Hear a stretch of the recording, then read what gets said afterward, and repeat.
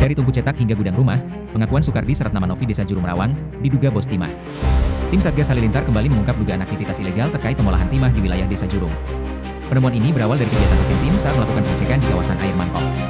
Dalam pengecekan tersebut, tim menemukan sebuah gudang meja goyang yang disebut-sebut milik seorang warga asal Madura.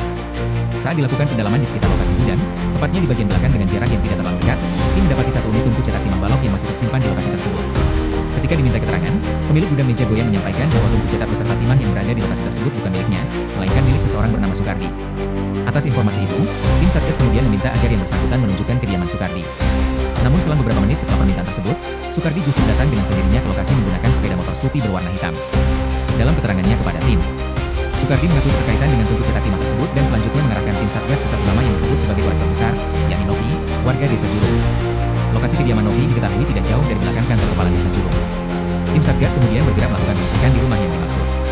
Saat dilakukan pemeriksaan di gudang bagian menemukan sebanyak 5 balok timah yang telah selesai dicetak dengan total berat diperkirakan sekitar 100 kg. Selain balok timah, turut ditemukan berbagai alat dan bahan yang diduga digunakan dalam proses pembuatan dan pencetakan timah balok. Dari hasil sementara di lapangan, tim Satgas menduga aktivitas tersebut tidak berdiri sendiri. Terdapat indikasi kuat bahwa masih ada pihak lain atau bos besar yang berada di atas Novi dalam rantai pengumpulan dan pengolahan timah tersebut. Sayangnya, saat tim Satgas mendatangi kediaman Novi untuk dimintai keterangan langsung, yang bersangkutan tidak berada di tempat.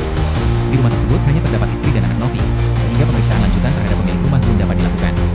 Tim Satgas Halilintar menilai bahwa aktivitas dugaan pengolahan dan pengumpulan timah ilegal ini berpotensi besar merugikan negara, merusak tata kelola pertambangan, serta berdampak pada lingkungan dan masyarakat sekitar.